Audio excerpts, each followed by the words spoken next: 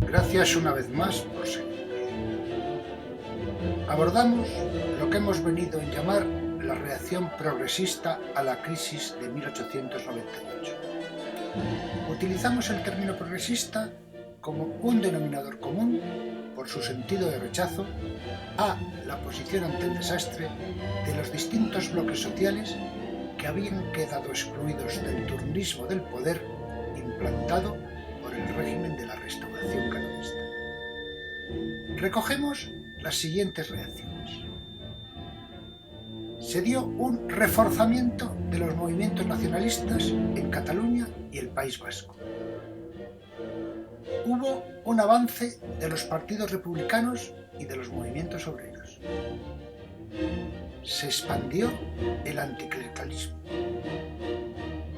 Se incrementó el desprestigio de los militares. Y, en términos generales, se produjo una pérdida de la credibilidad de la clase política en su conjunto. Vamos a ello.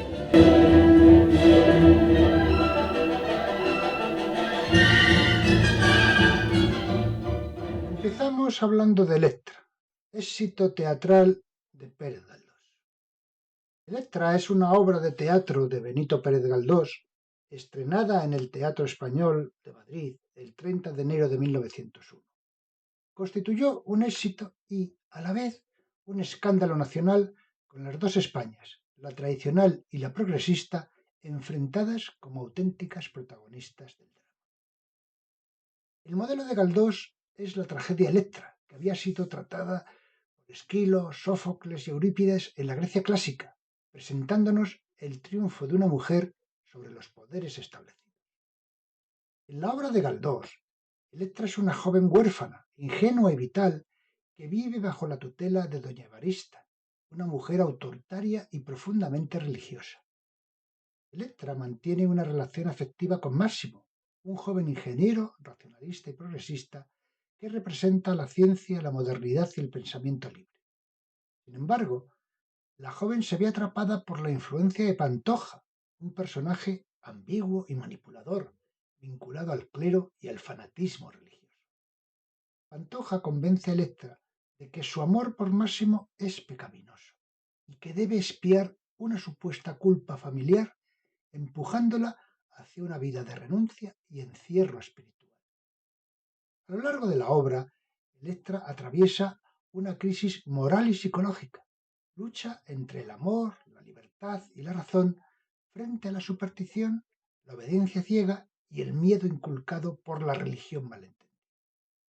Finalmente, la joven logra liberarse de esa opresión moral y elegir su propio destino, simbolizando una emancipación personal e intelectual. En el contexto del desastre del 98, Electra se convirtió en un símbolo del regeneracionismo, de la necesidad de modernizar España mediante la ciencia, la razón, la educación laica y el pensamiento crítico. Electra encarnaba a la España joven que debería liberarse de las ataduras del pasado. Los sectores liberales, republicanos y progresistas la aclamaron con entusiasmo. Los sectores conservadores y clericales la consideraron un ataque a la religión y a las tradiciones. El público llegó a manifestarse en las calles tras las representaciones, algo muy poco habitual en el teatro. Consecuencias políticas del desastre de 1898. Aunque el sistema político de la Restauración y su soporte, la Constitución de 1876, sobrevivieron al desastre de 1898, sus consecuencias políticas marcaron la historia de España del siglo XX. Ya hemos hablado de la reacción conservadora, de la renovación del Partido Conservador, proyectada por Francisco Silvela y continuada por Antonio Maura, por una parte, y por otra, del movimiento regeneracionista de Joaquín Costa, óptimo, vital y excesivamente optimista en sus planteamientos, que no pudieron llevarse a cabo pero que posteriormente fue utilizado como justificación de las dictaduras de Primo de Rivera y Franco. Sí es cierto que en septiembre de 1898, desde las instancias radicales del conservadurismo, se invitó al general Camilo Polavieja a que diera un golpe de Estado. Él, que había sido ayudante de Martínez Campos, fiel al espíritu de la Restauración, tras pedir permiso a la reina regente, que se lo negó, no siguió adelante. En los distintos bloques excluidos del turnismo del poder del régimen de la Restauración se dieron las siguientes reacciones. Reforzamiento de los movimientos nacionalistas en Cataluña y País Vasco. Avance de los partidos republicanos y de los movimientos obreros. Expansión del anticlericalismo. Incremento del desprestigio de los militares. Y finalmente, pérdida de credibilidad de la clase política de la Restauración en su conjunto. Desde el punto de vista de su oposición a un régimen conservador, puede aplicarse a todos estos bloques el común denominador de progresistas, que es lo que hemos utilizado en el título. Será la unión, la unificación de todos estos bloques lo que finalmente acabará con la dictadura de Primo de Rivera, último vestigio de la Restauración, y dará lugar a la Segunda República Española. Reforzamiento de los movimientos nacionalistas. El caso de Cataluña. Antes del desastre del 98, ya existía en Cataluña un reforzamiento de sus señas de identidad propia, inicialmente regionalistas, con el republicanismo federal del sexenio revolucionario, pero ya vimos que se agudizaron culturalmente con la Renaixença y políticamente con la creación de la Lliga Regionalista en 1891 y las bases de Manresa de 1892, que no fueron tenidas en cuenta por los gobiernos de Madrid.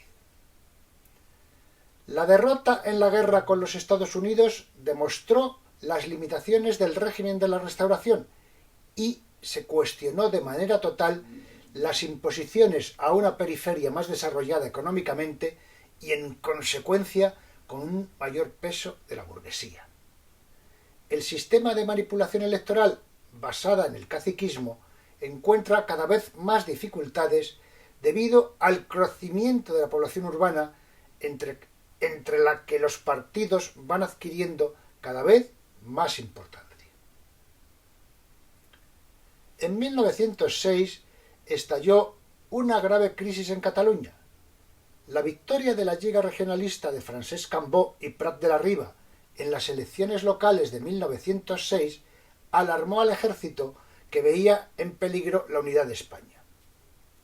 Los comentarios satíricos contra el ejército de alguna publicación barcelonesa llevaron a que 300 oficiales asaltaran e incendiaran las imprentas. La reacción del gobierno fue ceder ante el ejército.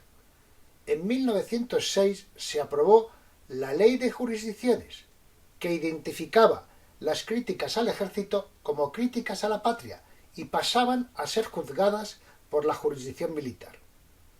La reacción pública fue inmediata.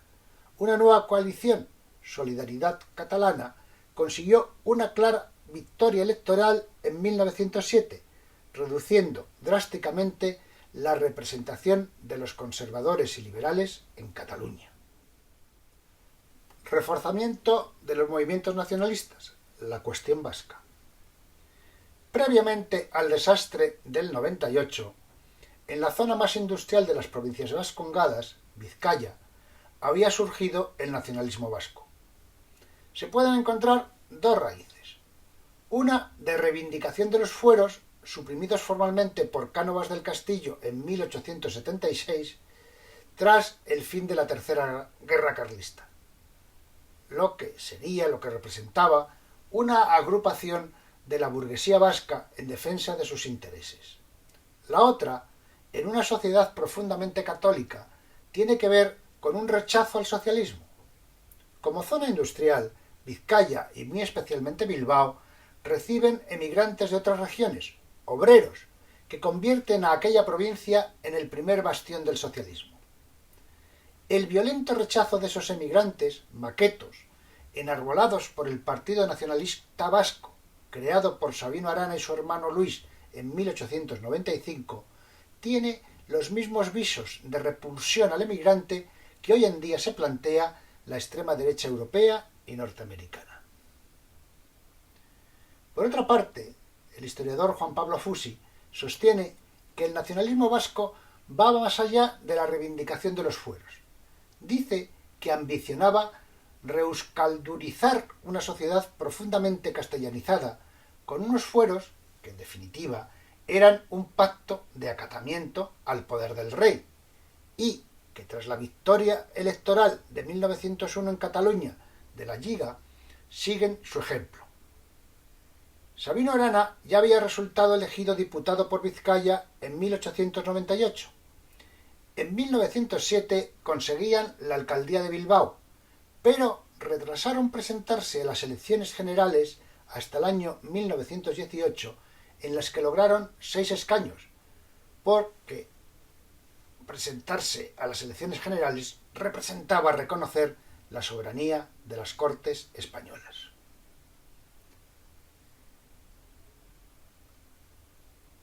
Viene esta colación de que a un vasco de pura cepa, Miguel de Unamuno, cuya tesis doctoral estuvo dedicada a la lengua euskera, escribió en el periódico El Heraldo de Madrid del 18 de septiembre de 1898 un artículo titulado El antimaquetismo, en el que perfila desde su punto de vista esa situación en el País Vasco. Dice Unamuno: el calificativo más adecuado al movimiento nacionalista vasco no es tanto de separatismo como de antimaquetismo. Es, ante todo, una explosión enemiga hacia el español no vascongado, el maqueto establecido en Bilbao y que allí trabaja. Las raíces del movimiento son de carácter económico, radicado en el desarrollo de la industria de la región minera. Es un hecho análogo a tantos otros fenómenos sociales semejantes. Añade: culpan a la llamada invasión maqueta de males que lleva consigo el proceso mismo económico. Es la cantinela de siempre, basada en profunda ignorancia del dinamismo social, ignorancia que es la base del movimiento antimaquetista, cuyo actual cabecilla, Sabino Arana, aunque no de talento, carece en absoluto de sentido histórico, a pesar de las historias que tiene atiborradas en la mollera, y muestra en sus escritos un ayuno completo de cultura científica en cuestiones sociales. Avance de los partidos republicanos y del movimiento obrero. Los republicanos. Desde la restauración de Alfonso XII, el republicanismo español llevó a cabo su propio vía crucis, muy dividido en distintas facciones, como ya comentamos sobre el final de la Primera República: federalistas, krausistas, un mare magnum. Tras el desastre de 1898 y aprovechando la debilidad del régimen de la Restauración, iniciaron un proceso de fusiones con una única idea: república. Su naturaleza unitaria o federal, social o nacional, se dejaba para más adelante. El resultado de esta estrategia unitaria fue la Unión Republicana de 1903, que logró un notable incremento electoral con 35 diputados en las elecciones de ese año. Sus fundadores fueron Nicolás Salmerón y Alejandro Lerroux. Sus divergencias aumentaron hasta que en 1910 se disolvieron. Su espacio será ocupado fundamentalmente por Lerroux y su Partido Republicano Radical. Con respecto al movimiento obrero. Con anterioridad al desastre de 1898, los obreros españoles ya habían comenzado a organizarse, marxistas en el PSOE de 1879 y la UGT de 1888, anarquistas en la Federación de Trabajadores de la Tierra de 1881 y sociedades obreras que culminarían después en Solidaridad Obrera 1907 y la CNT en 1910. Las guerras coloniales radicalizaron al movimiento obrero, ya que en ellas morían muchos trabajadores por causas que les eran totalmente ajenas. Ello les permitió ampliar sus bases en las zonas más industrializadas: Barcelona, Vizcaya, Asturias, Valencia y Madrid. A partir de 1901 hubo una serie ininterrumpida de huelgas en toda España y una gran huelga revolucionaria en Barcelona en 1902, todas ellas de inspiración anarquista y también todas ellas reprimidas con inusitada violencia. Expansión del anticlericalismo. En España siempre hubo anticlericalistas.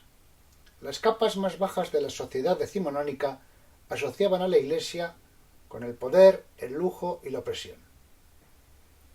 La crisis finisecular confirió a esta corriente un carácter marcadamente político, fusionado con una monumental capacidad para movilizar a las masas. La Iglesia estaba imbricada en el aparato estatal y en los mecanismos del poder no institucional. Sobre esto, el caso más evidente estaba en el ámbito rural. El párroco era una figura fundamental junto con el cacique. Su influencia podía ser mayor que la que ejercían las autoridades municipales. Pero, frente a este innegable poder, el anticlericalismo en España experimentó un poderoso auge a comienzos del siglo XX. Las clases trabajadoras urbanas se habían alejado casi completamente de la Iglesia. El laicismo y el abierto anticlericalismo habían calado en el proletariado, donde la influencia ideológica anarquista y socialista eran evidentes, y también en los sectores progresistas de la pequeña burguesía. El anticlericalismo español no era monolítico. En 1901, un mitin anticlerical en Madrid, en el que participó Pablo Iglesias por el PSOE, su discurso condensó en gran medida la postura socialista hacia la Iglesia, que no era coincidente con las posiciones laicas defendidas desde el republicanismo y otros sectores progresistas, porque partía de otros presupuestos vinculados a la lucha de clases. Mientras los intelectuales buscaban reducir la influencia de la Iglesia por vías legales, Ley del Candado de 1910 de Canalejas, que prohibió el establecimiento de nuevas órdenes religiosas que se dedicaban fundamentalmente a la enseñanza, marxistas y anarquistas desarrollaron una posición de beligerancia absoluta que desembarcó en la Semana Trágica de Barcelona de 1909. Institución libre de enseñanza, muestra del laicismo. La Institución Libre de Enseñanza, o ILE, fue un proyecto pedagógico que se desarrolló en España durante medio siglo, 1876-1936, inspirado en la filosofía krausista, un filósofo alemán idealista como Hegel, que propugnaba idealismo, es decir, fundamentalmente racionalidad, libertad y responsabilidad individual. El krausismo fue introducido en la Universidad Central de Madrid por Julián Sanz del Río y tuvo una importante repercusión en la vida intelectual de la nación española, para la que desempeñó una labor fundamental de renovación. Apoyaron y secundaron el proyecto intelectuales de la talla de Joaquín Costa, Leopoldo Alas Clarín, José Ortega y Gasset, Gregorio Marañón, Ramón Menéndez Pidal, Antonio Machado, Joaquín Sorolla, Augusto González de Linares, Santiago Ramón y Cajal o Federico Rupio, entre otras personalidades comprometidas en la renovación educativa, cultural y social. La Institución Libre de Enseñanza fue fundada en 1876 por un grupo de catedráticos, entre los que se encontraba Francisco Giner de los Ríos, Gumersindo de Azcárate y Nicolás Salmerón, separados de la universidad por defender la libertad de cátedra y negarse a ajustar sus enseñanzas a los dogmas oficiales en materia religiosa, política o moral. El influjo de la Institución Libre de Enseñanza recorre las 3 primeras décadas del siglo XX. La renovación cultural y social impulsada por los institucionalistas se hace patente en la Junta de Ampliación de Estudios, que envió estudiantes a completar estudios en el extranjero, lo que favoreció el intercambio cultural con el resto del mundo, y en el Instituto Escuela, que se dedicó a estos principios en la enseñanza secundaria, o en la Residencia de Estudiantes, que tuvo también una importancia fundamental como agrupación de la intelectualidad española. ¿Pero qué era el Instituto Escuela? Pues propugnaba una escuela sin deberes ni libros de texto y en la que el juego es obligatorio. Profesores muy cualificados que acompañan a los alumnos como guías en un aprendizaje sin fin. Estudiantes educados en el amor a la naturaleza, la ciencia, los deportes, las artes, formados en idiomas y a los que se invita a ser autónomos y pensar por sí mismos. Imagínense las diferencias con respecto a la educación en manos de religiosos, que era la imperante en la época por ese predominio de órdenes religiosas que se habían instalado en España con ese fin.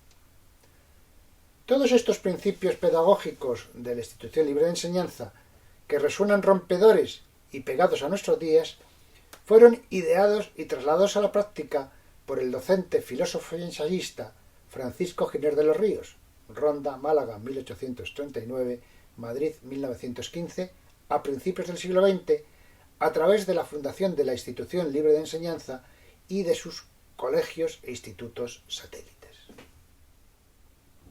Incremento del desprestigio de los militares. Las Fuerzas Armadas habían sufrido directamente las consecuencias del desastre del 98. La derrota, 60.000 muertos, 150.000 inválidos y cientos de millones de pesetas perdidos. Los militares sentían que la clase dirigente y el país en general no les apoyaban lo suficiente. Marruecos parecía brindar un potencial consuelo a la pérdida de Cuba, Puerto Rico y Filipinas. Tras invocar a Isabel la Católica y el recuerdo de las hazañas del general Prim en la guerra de 1859, figuraba igualmente, y quizás con más importancia, la oportunidad de dar ocupación a los mandos del ejército, compuesto por 529 generales y 23.000 oficiales. La guerra de Marruecos nunca fue popular por los desastres que causó, por el alto número de bajas que se produjo, derrotas del Barranco del Lobo en 1909 y desastre de Anual en 1921, y por el mantenimiento de los privilegios en el reclutamiento. Los soldados de reemplazo podían eludir ir a la guerra pagando una cuota, a la que no tenían acceso, sobre todo pues la gente pobre, los obreros y los campesinos. Además, en el ejército se sentía que el empuje de los regionalismos y nacionalismos, especialmente el catalán, suponía una amenaza a la unidad de la patria. La explosión del movimiento obrero también era vista con temor por los cuarteles. El embarque en 1909 en el puerto de Barcelona de tropas de reemplazo destinadas a Melilla provocó el estallido de la Semana Trágica, un acontecimiento decisivo para la vida política española, que veremos con detalle más adelante. La carrera imperialista africana se había iniciado en la Conferencia de Berlín en 1884, entre las grandes potencias europeas, Francia, Gran Bretaña y Alemania, para ocupar el sur del Mediterráneo. La acción española en Marruecos fue siempre subalterna de las grandes potencias. El acuerdo de 1904 entre Francia y España fijó las zonas de influencia de ambos países, el sur rico agrícola para Francia, el norte desértico y pedregoso y montañoso, con bereberes mucho más violentos para España. Ello fue confirmado en el reparto de la Conferencia de Algeciras de 1906 y en el Tratado de Fez de 1912, que transformó esa ocupación militar en un protectorado. Pérdida de credibilidad de la clase política. Repensar España. Señala Tuñón de Lara. En 1898, la derrota militar de la España tradicional, la pérdida de Cuba, Puerto Rico y Filipinas, pondrá en tela de juicio los valores de la España arcaica ya vacilante en el siglo.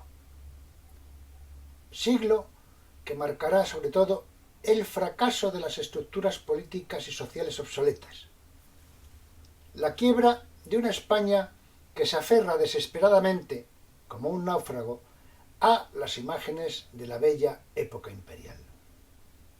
Esta misma España, que rechazó la modernidad, quedó bajo la tutela de los latifundistas y sus caciques, amos de los dos partidos en el poder, conservadores y liberales, elegidos gracias a la Puerta del Sol, sede del Ministerio del Interior o de la Gobernación en aquella época. Sin colonias, sin dinero o casi sin dinero, llegó el momento en el que tendríamos que afrontar la verdad, en que tendríamos que repensar España. Un equipo de jóvenes que luego sería conocido como la generación de 1898, estaba dispuesto a repensar todo, a cuestionarlo todo. Estos jóvenes se llamaban Pío Baroja, José Martínez Ruiz, conocido como Azorín, Ramón del Valle Inclán, Antonio Machado, Ramiro de Maeztu. El hijo mayor de la generación fue Miguel de Unamuno. Se había hecho amigo de otro inconformista, Ángel Gabinet, un joven diplomático que acabó con su vida ese mismo año, 1898, arrojándose y ahogándose en las aguas de Riga. Muchas gracias por su atención. Todo lo que acabamos de ver será trascendente en la historia de España del siglo XX y lo analizaremos en próximas sesiones, parte por parte, con mayor minuciosidad.